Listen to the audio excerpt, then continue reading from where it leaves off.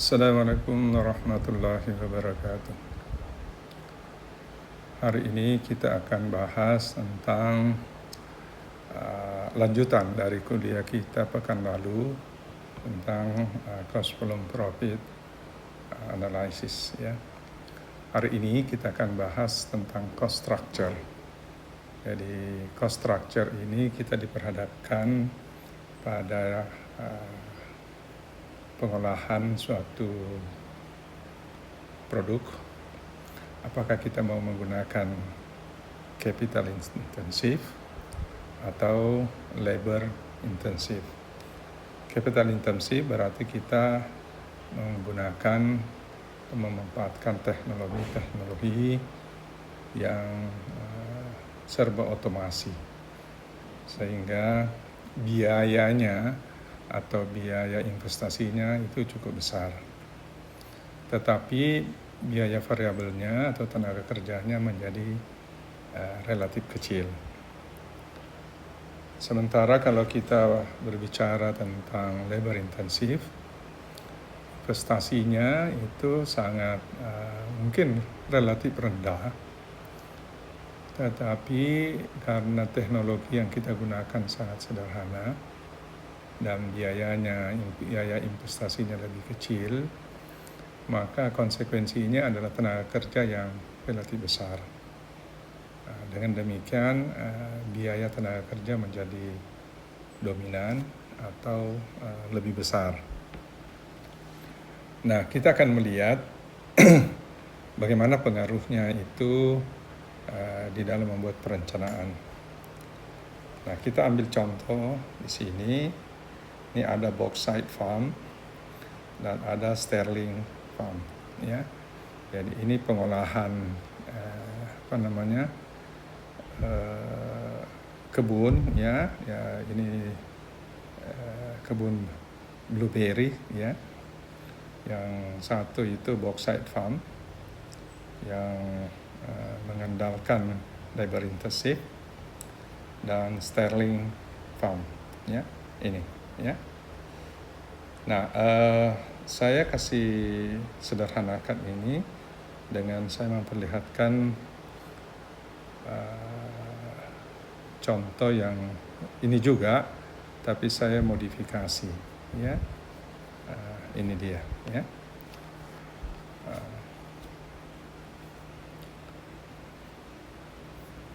Jadi ini tadi yang kita bahas, modifikasi. Jadi bauxite farm ini sama-sama karena produknya sama, ya, hanya pengolahannya yang berbeda. Ya, satu menggunakan labor intensif yaitu bauxite, dan sterling menggunakan teknologi tinggi, ya, sehingga dia capital intensif. Nah, harga jual barangnya itu sama-sama 100, ya, per unit. Kemudian biaya variabelnya, karena dia di bauxite itu adalah labor intensif, maka biayanya 60 per unit. Sedangkan di sterling adalah 30. Ya. Nah, kita dapatkan contribution margin per unitnya adalah 40 di bauxite dan sterling 70. Karena di bauxite itu labor intensif, maka biaya tetapnya itu relatif rendah 30.000, sedangkan di bauxite 60.000. Nah, pertanyaannya sebenarnya adalah kalau kita lihat, ya, lebih jauh,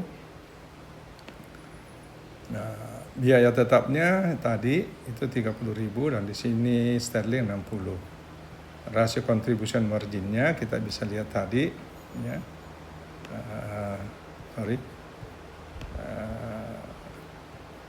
Contribution marginnya yaitu 40% dan sterling 70%, ya.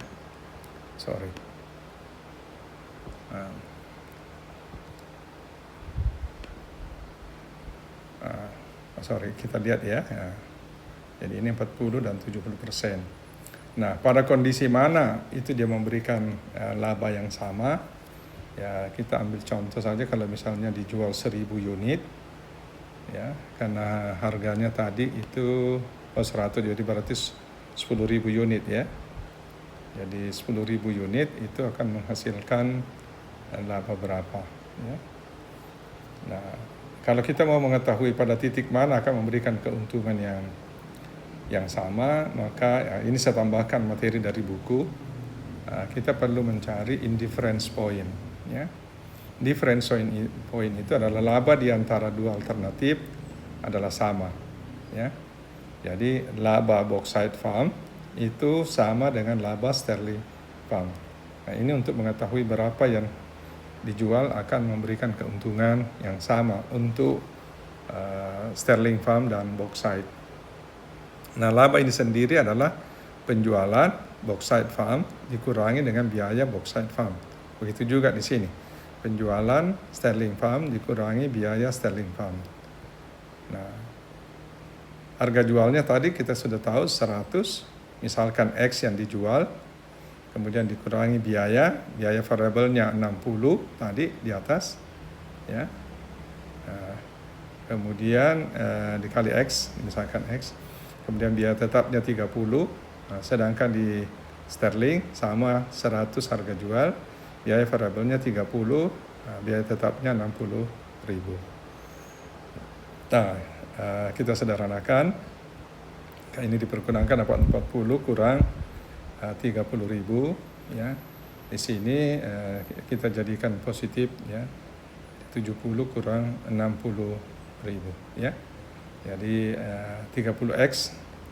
Jadi ini kalau kita perkurangkan X pindah ke 40x kita pindahkan ke kanan, maka dia dapat 30 minus ya, karena 70 kurang 40 sama dengan 30x.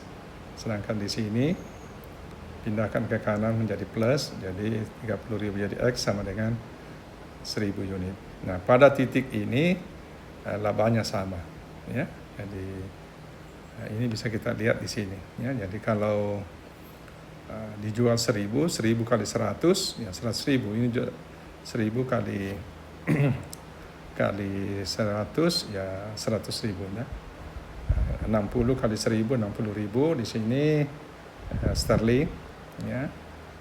30 kali 1.000 dapat 30.000. Jadi contribution margin bauxite 40, sterling 70.000 ya. Sehingga kalau kita perkurangkan dengan biaya tetapnya, maka laba di bauxite itu 10.000 dan di sterling itu 10.000. Jadi pada penjualan 1.000 unit itu memberikan hasil yang sama sebesar 10.000. Itu yang ada di buku ini ya, ini ya. Jadi langsung diperlihatkan ini ya hasilnya ya. Jalan ceritanya itu kenapa begitu ya, itu tadi. Jadi saya bikinkan tadi itu ya. Nah, kemudian kita lihat ya, ini margin of safety-nya pada indifference point ya, bisa kita hitung ya. Ya, tetapnya tadi ini sama dengan sekian ya. Kemudian rasio contribution margin sudah kita ambil dari sebelah. Titik impasnya boleh kita hitung ya, titik impasnya masing-masing. Ini dapat 75.000 dan di sini 85.714 ya. Nah, penjualan pada titik impas saya kira sama saja. Kemudian margin of safety, nah, itu margin of safety-nya karena total penjualan dikurangi dengan titik impas, berarti 100.000 dikurangi 25.000, nah, itu sama dengan 25.000. Sedangkan di sini penjualan dikurangi titik impasnya 87.000 ya. Nah, itu sama dengan 14.268 ya. Itu adalah titik impas ya. Margin of safety. Nah, rasionya adalah 25.000 dibagi dengan penjualan ya, dapat 25%.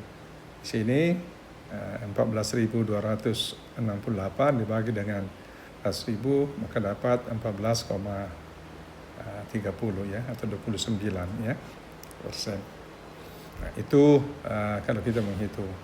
Nah, sebenarnya kalau mau lihat secara detail, ini kita bisa menggambarkan ini. Ya, ini agak sedikit dua produk kita masukkan ke dalam satu gambar. Ya, ini tidak ada dalam buku, ya. Jadi saya hanya kembangkan saja. Perhatikan baik-baik. Kita gambar dulu bauxite pump. Jadi B ini adalah bauxite, S ini adalah sterling. Bauxite itu adalah 30.000 biaya tetapnya. Nah, kemudian biaya variabelnya menjadi dia lebih besar per unit. Jadi sudutnya agak besar. Ini yang warna kuning. Nah, ini total cost untuk bauxite. Ya.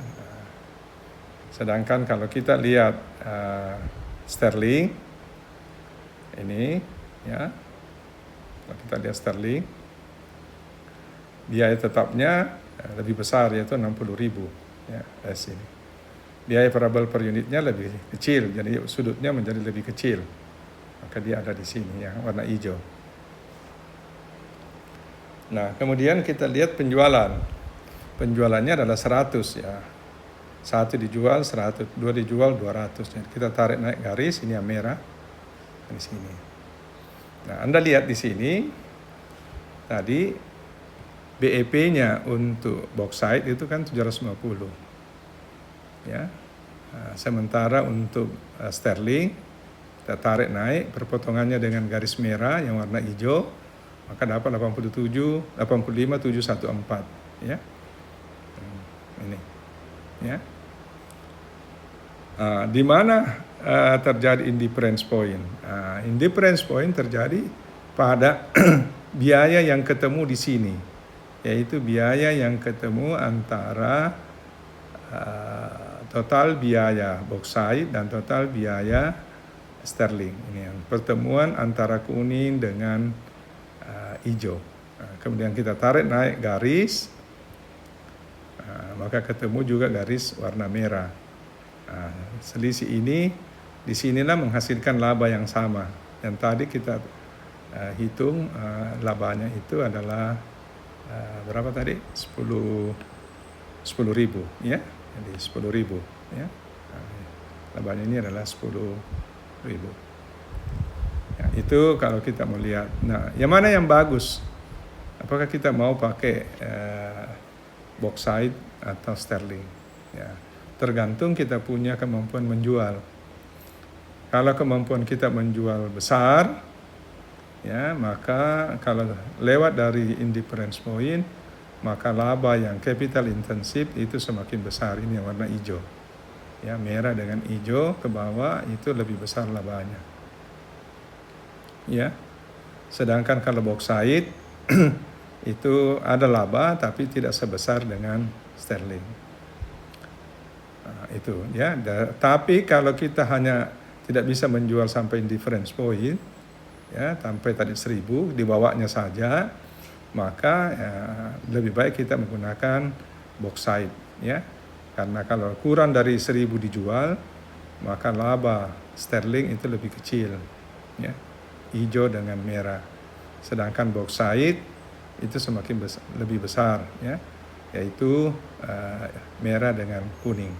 Seterusnya turun ke bawah sampai dia 857, maka terjadi break even pada sterling, ya.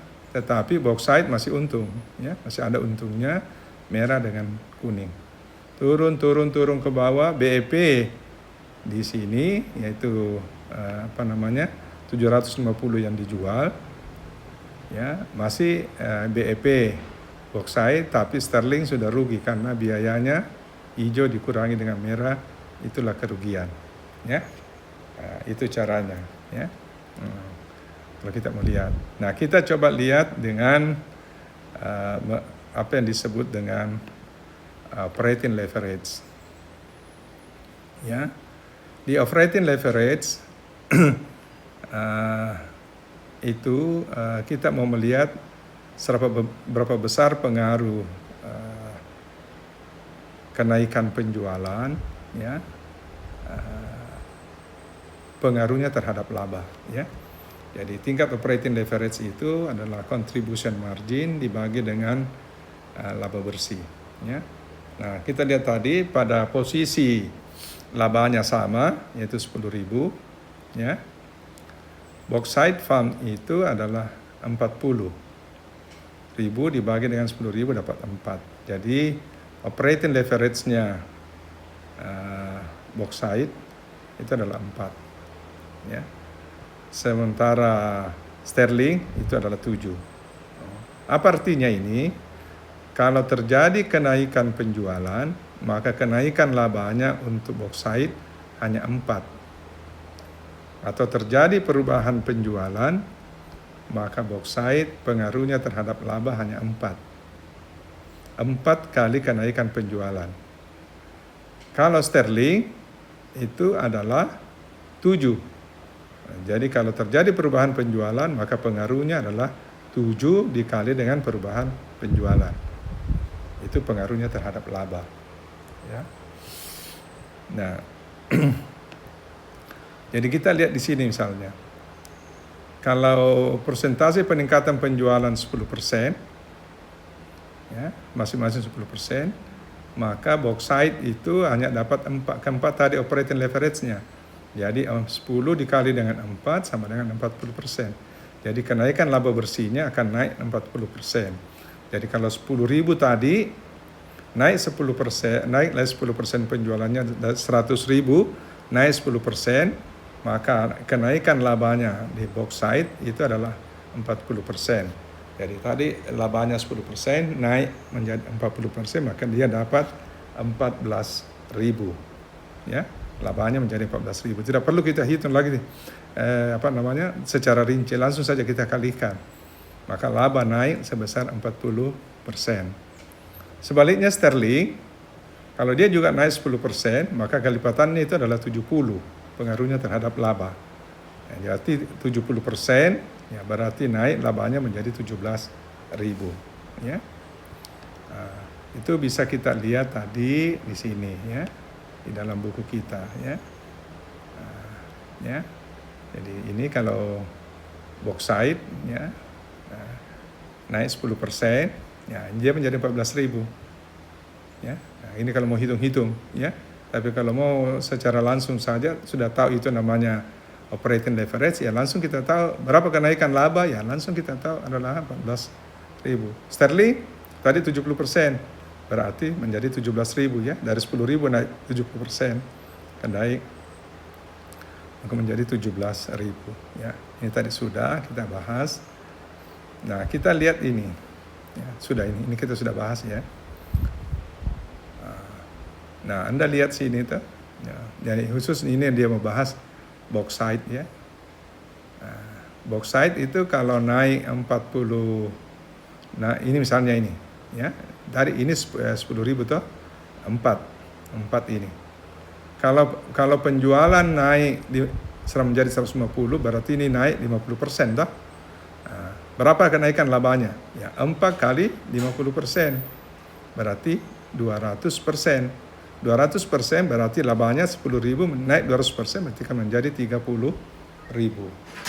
Ya, jadi tidak perlu lagi kita menghitung lebih detail, ya, langsung saja. Ya, kalau turun 20%, ya, turun 80.000, berarti kalau turun 20%, berarti 20% kali 4 berarti 8, ya. 80%. Jadi 80% turun dari 10.000, maka labanya tinggal 2.000, ya. Nah, begitu seterusnya. Jadi di mana kita start menghitung ke depannya, itu operating leverage bisa kita bagi. Nah, di sini kita lihat operating leverage-nya itu 16, sementara semakin besar operating leverage-nya semakin kecil, ya. Kenapa dia semakin kecil? Ya, karena biaya tetapnya ini terlalu kecil, ya, sehingga kenaikan labanya itu begitu besar, contribution marginnya besar, ya, kenaikannya, sementara fixed cost-nya itu relatif kecil. Jadi operating leverage-nya juga kecil. Itu berkaitan dengan operating leverage atau cost structure ya yang kita bahas. Berikutnya yang kedua yang kita bahas adalah sales mix. Ya, ingat kuliah kita yang lalu, salah satu yang mempengaruhi laba adalah komposisi produk yang dijual atau sales mix. Ya, jadi kalau kita menghasilkan produk 2 atau lebih, maka perlu kita tahu komposisinya berapa yang kita jual. Kalau kita tidak bisa menghitung komposisi berapa yang kita mau jual, maka kita tidak bisa menghitung berapa break-even point-nya, berapa yang harus kita jual agar kita dapat laba tertentu. Tidak bisa, ya, kalau kita tidak menentukan komposisi sales mix-nya. Misalnya, apa yang dimaksud dengan komposisi atau sales mix? Kalau kita menghasilkan produk A dan produk B, nah, dari awal kita harus bisa membuat perencanaan berapa perbandingan yang saya harus jual antara produk A dan produk B. Misalnya kita mengatakan, oh, produk A saya bisa jual 2. Setiap 2 saya jual produk A, produk B bisa saya jual 3. Ingat ya perencanaan ini ya, 3. Jadi perbandingannya 2:3.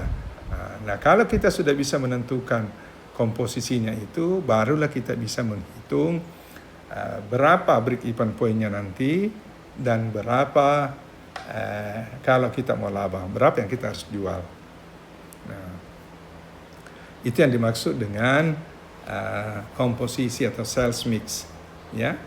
Nah, mari saya kasih contoh, ada yang saya sudah bikin, ya. Ini contoh komposisi penjualan, ya. Mungkin ini, ya, ini di awalnya, ya. Ini rumusnya. Kalau sebelumnya kita menghitung BEP atau berapa penjualan dijual, itu fixed cost ditambah dengan target laba. Kemudian kita menghitung dengan contribution margin. Nah, kalau kita menghitung komposisi, maka di sini adalah average contribution margin, ya, rata-rata contribution margin. Bagaimana itu rata-rata contribution margin? Yaitu, ya, misalnya ini ada produknya, produk A, contribution margin produk A kali komposisinya berapa perbandingannya ini antara A, B dan seterusnya, kali komposisinya itu, ya.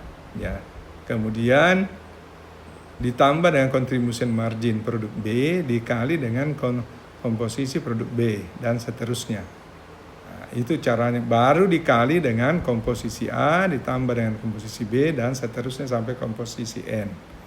Nah, maka kita dapatkanlah di sini rata-rata average contribution margin. Nah, sedangkan kalau kita menghitung dalam rupiah, maka rumusnya sama, fixed cost tambah target laba. Tapi di bawahnya itu adalah overall contribution margin ratio. Jadi kita lihat di contoh kita ya. Mari kita lihat di contoh kita tadi.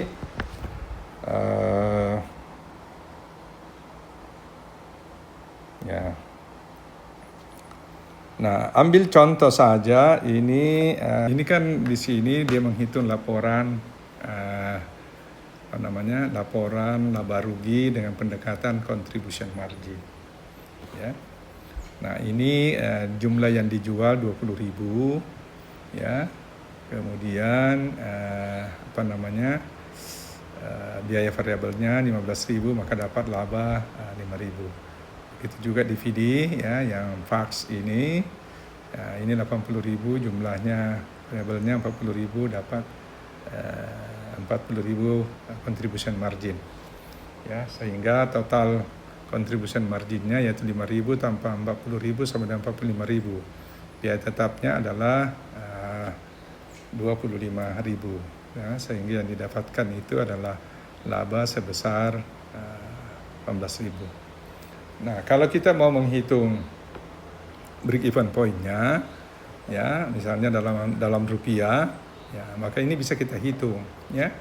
Berapa fixed cost-nya? 27.000, ya. Berapa overall contribution margin ratio? Adalah 45.000 ini. 45.000. Maka 27.000 dibagi dengan 0,45 dapat 60.000. 60.000. Nah, 60.000 ini itu adalah secara keseluruhan.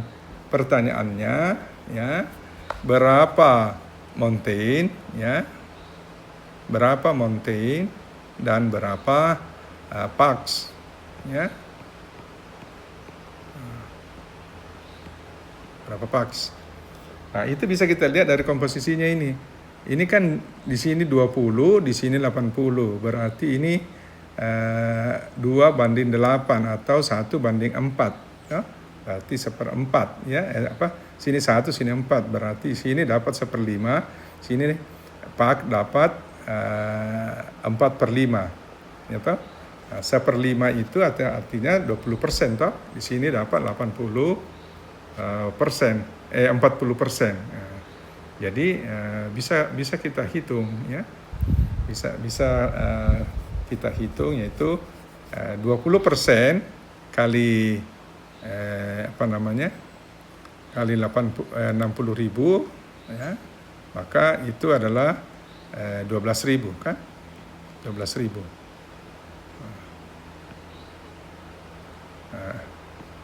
80%, ya, 80% kali 60.000 berarti 48.000. Berarti 48.000 yang dijual Pax dan 12.000 dijual Monuments, maka itu akan memberikan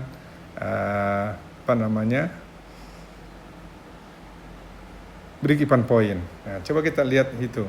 Nah, ini di bawah 12.000, ya, ini 48.000. Nah, contribution marginnya tadi di atas kan 75%, ya. 75, ya, dia 75%. Berarti 75% kali 12.000 dapat 9.000, ya kan? Itu sama dengan ini, ya. Nah, sini 50%, nah, berarti di sini dapat 24. Ya. Jadi contribution marginnya di sini adalah 3.000, ya, untuk monumen, dan fax itu 24.000, ya. Nah, selanjutnya kita jumlahkan, itu adalah 60.000, kemudian 33.000, yaitu 9.000 tambah 24.000 dapat 33.000, maka contribution marginnya adalah 27.000, ya. Fixed cost-nya 27.000, maka break even, ya. Begitu caranya menghitung.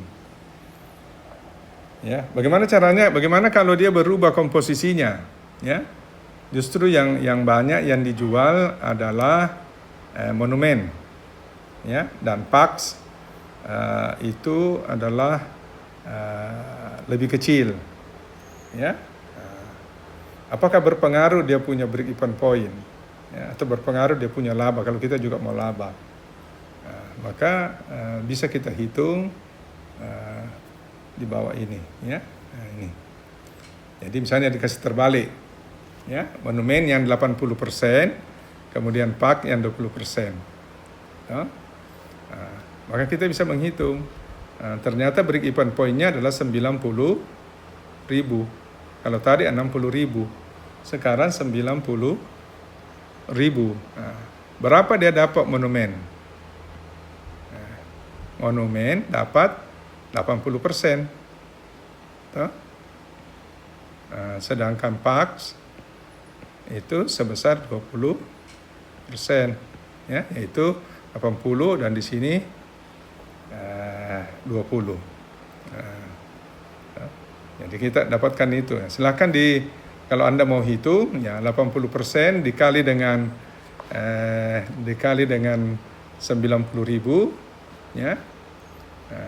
Dikali dengan 9, ya, maka itu dapat 72, kan? 72, ya. 72.000. Sedangkan ini 20%, ya, kali ini dapat 18.000, ya kan?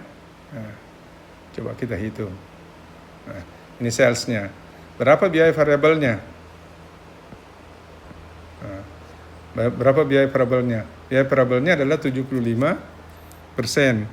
Jadi 75% kali 72.000, aduh saya tidak, 72.000 itu sama dengan berapa, ya?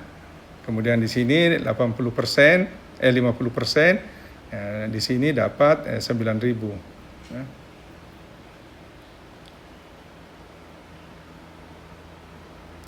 Aduh.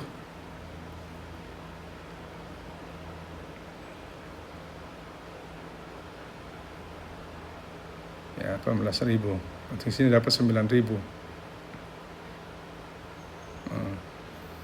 Sini 72.000 dikali dengan 75%, berarti 4 ya. Ini dapat 9.000. Ya, di sini 75% berarti 3/4. Ya, 3/4, 72, berapa itu? Ya. 18 ya, 18.000 ya. Jadi berarti 75%. Ini contribution marginnya itu 18.000. Ya. Nah, jadi contribution margin total contribution margin itu sama dengan 27.000. Nah, sementara fixed cost-nya adalah 27.000 juga. Ya. Nah, maka dapat laba 0. Ya. Nah, begitu. Ya, jadi apa yang Anda bisa lihat sini, kenapa sampai break even-nya ini besar. Ya, dan tadi ini break even-nya adalah hanya 60.000. Karena yang banyak dijual di sini adalah PAX yang banyak dijual. PAX yang banyak dijual itu dia punya contribution margin 50%.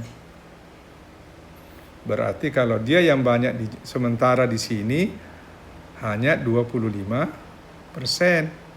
Nah, ini yang banyak dijual, berarti pasti cepat didapat break even point-nya. Kalau ini banyak dijual berarti ini banyak labanya, ya, karena ini dia punya contribution margin lebih besar.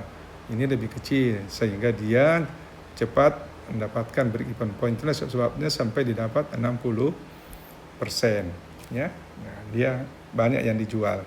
Nah, sementara yang ini ya berubah di sini, contribution marginnya ini yang banyak dijual, ya, dan ini yang kurang.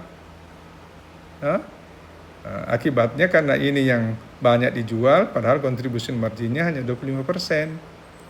Dan yang banyak contribution marginnya justru sedikit yang dijual. Maka pasti break even point-nya akan lebih besar. Ini 90. Jadi sedikit untungnya. Ya. Nah, kita sebagai manajer atau pengambil keputusan, ya kita harus force supaya ini yang lebih banyak dijual. Ya. Supaya break even point-nya itu bisa lebih kecil. Ya, kalau ini lebih banyak dijual, di sini bisa lebih kecil dan labanya bisa lebih besar.